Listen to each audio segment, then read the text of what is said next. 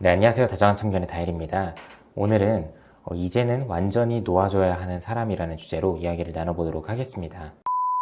헤어지고 나서 내가 막 절규하듯이 매달려 보기도 하고 상대방 집으로 찾아가 보기도 하고 스토커 취급을 받을 정도로 극단적인 상황을 제외하고 말해보면 이런 경우라면 이제는 놓아줘야 한다. 첫 번째는 바로 합리화가 끝난 사이입니다. 대부분 헤어진 연인들끼리 재회를 하게 되는 과정을 살펴보면 그 안에서 수많은 합리화가 일어나요. 그렇게 합리화를 통해서 없던 미련이 다시 생겨나기도 하고 어느 순간부터 의미 부여를 크게 하기도 합니다. 사실 지나간 과거는 절대로 변하지 않죠. 그런데 웃기게도 합리화를 하다 보면 지나간 과거에 대한 나의 생각 그리고 지난 과거의 기억에 대한 가치는 수시로 바뀌기도 합니다. 그래서 평생 다시는 보지 말자던 연인들끼리 다시 만나게 되는 그런 경우가 생기는 거죠. 그런데 우리가 서로 너무 많이 싸우고 헤어지고를 반복해서이든 아니면 서로 고쳐지지 않아서 질려서든 여러 다양한 이유들로 인해서 상대방에 대한 합리화가 완전히 끝나게 되면 그때부터는 정말 냉철하게 상대방을 바라보게 되더라고요. 그래서 합리화도 끝났고 상대방을 정말 냉철하게 바라보게 될 때쯤부터는 상대방이 마냥 안 좋게 보이지만은 않아요.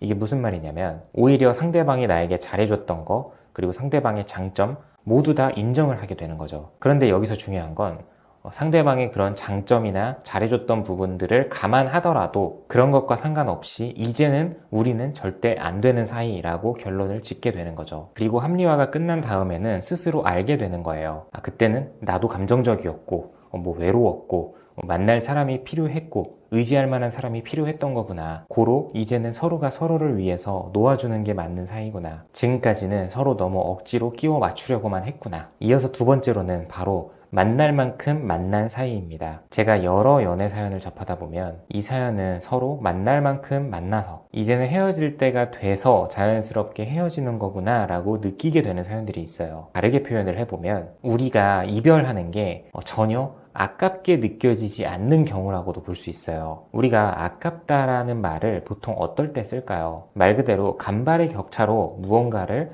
해내지 못했을 때 보통 아깝다는 표현을 쓰게 되죠. 그런데 서로 감정이 컸고 아직도 조금은 마음이 남아있고 이런 것들을 제외하고 봤을 때 정말 우리가 함께 걸어왔던 지난 과거를 돌아보고 현재의 모습을 토대로 미래를 생각을 해봤을 때 전혀 아깝게 느껴지지 않는 만남이 있어요. 솔직하게 말해서 우리가 지금부터 6개월, 1년, 2년을 더 만난다고 해도 그냥 별다를 거 없이 발전 없이 흘러갈 것 같은 그런 관계가 있다는 거죠. 예로 서로 외롭고 힘들고 상황적으로 어려울 때 만나서 서로 위로해주면서 응원해주면서 만나다가 이제는 시간이 흐르고 세월이 좀 흐른 거예요. 그런데 여전히 우리는 그때 그 시절 힘들고 외로웠던 시절에 머물러 있는 것 같고 미래가 그려지기는커녕 계속해서 시간을 흘려보내고만 있는 것 같은 느낌이 드는 거예요. 그래서 이럴 때는 우리 관계가 너무 아깝게 느껴진다라기보다는 지금 우리가 흘려보내고 있는 이 시간이 서로에게 너무 아깝다 이렇게 느껴질 수 있는 거예요. 그래서 이런 경우라고 한다면 둘 중 한 명이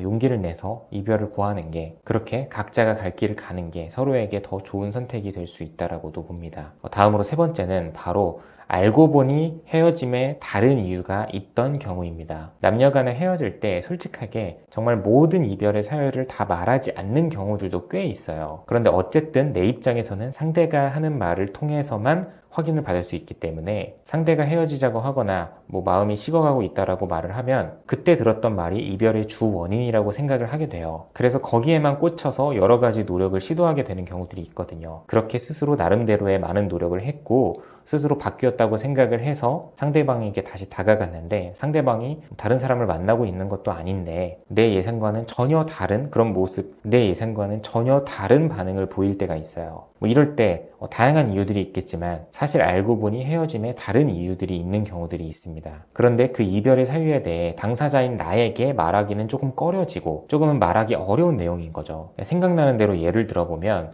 남녀 간에 외모나 키 이렇게 외형적인 부분들이 될 수도 있고 경제적인 능력이나 직업적인 부분, 가정환경적인 부분 이 밖에도 말하기 되게 미안하기도 하고 어차피 내가 상대에게 말한다고 한들 바뀔 수가 없는 그런 영역들이 있거든요. 그래서 이럴 때 대놓고 솔직하게 말하지 못하는 경우들이 있다. 물론 이 안에서 눈치가 빠른 사람들은 이 사람이 이야기를 하지는 않았지만 왠지 이런 부분들 때문에 마음이 식었을 수도 있겠구나 미리 짐작을 하는 분들도 있는데 정말 순진무구한 분들은 이별의 사유에 대해 전혀 상상도 못하는 경우들도 있더라고요. 그래서 결론적으로는 이런 경우라면 놓아줘야 한다. 더 나아가서 내가 해결할 수 없는 부분일 확률이 높기 때문에 자연스럽게 놓게 될 확률이 매우 높다라고 생각합니다. 마지막으로 네 번째는 바로 재회를 원치 않는 쪽에서 자신이 앞으로 훨씬 더 괜찮은 사람을 만날 수 있겠다라고 확신을 하게 되는 경우예요. 대부분의 사람들은 자신의 외모나 자신의 능력과 상관없이 조금 더 잘생기고 조금 더 키가 크고 조금 더 예쁜 사람들과 만나고 싶어 하죠. 그런데 보편적으로 예쁘고 잘생긴 사람들은 끼리끼리 만나잖아요. 그래서 현실에서는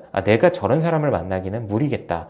스스로 본능적으로 마음을 저버리게 되는 순간들이 많아요. 그런데 많은 사람들이 생각보다 자기 자신에 대해 잘 모르는 경우들이 있거든요. 생각보다 나의 외모를 비롯해서 여러 가지 부분이 스스로 더 자신감을 가져도 되는데도 불구하고 평상시에 괜히 주눅 들어 있거나 다른 사람들보다 별로라고 생각을 하는 경우들도 있고, 반대로 지극히 평범하거나 어떻게 보면 평범보다 아래인 경우인데 스스로 너무 괜찮은 사람이라고 생각을 하는 경우, 그런데 전자에 해당되는, 즉 내가 정말 괜찮은 사람임에도 불구하고 스스로를 너무 비하하고 깎아내려서 지금까지 눈을 많이 낮춰서 연애를 하는 그런 사람들이 있거든요. 그래서 이런 경우에 시간이 흐르면서 좀 더 자신의 스타일을 찾게 되고 조금 더 자기 자신에 대해서 알아가게 됐을 때 내가 굳이 지금 만났던 이 정도의 사람과 계속 실랑이를 벌이고 감정 소비를 하면서까지 노력하고 만남을 이어가려고 한다는 게 스스로 기회를 다 버리고 있는 것 같다고 생각을 하게 되는 경우들이 있어요. 누군가는 스스로 시간이 없고 여유가 없어서 그동안 자기 관리를 안 하고 지냈는데 어느덧 여유가 생겼을 때부터 자기 관리도 시작하고 막 SNS 같은 것도 시작을 하게 됐는데 어느 순간부터 주변 사람들이 나에 대해서 좋은 평을 내리기 시작하는 거죠. 그리고 썸을 타거나 이성을 사귀는 게 아니더라도 일상에서나 공적으로 이성과 소통을 하게 되는 순간들이 생기잖아요. 그럴 때 어느 쪽으로든 나보다 훨씬 더 나은 사람이라고 생각을 해왔던 사람이 오히려 나에게 먼저 호의적인 태도를 보이거나 서로 티키타카 대화가 잘 통한다고 느껴졌을 때 내가 생각보다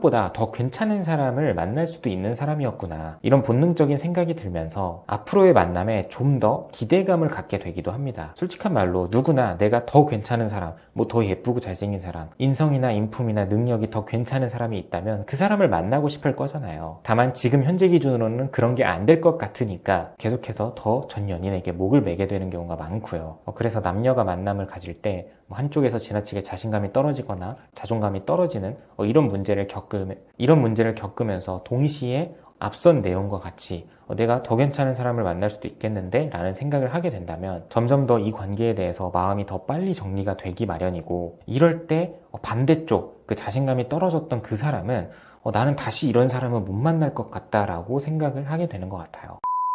네, 오늘도 영상 봐주셔서 감사하고요. 지금까지 다정한 참견의 다일이었습니다.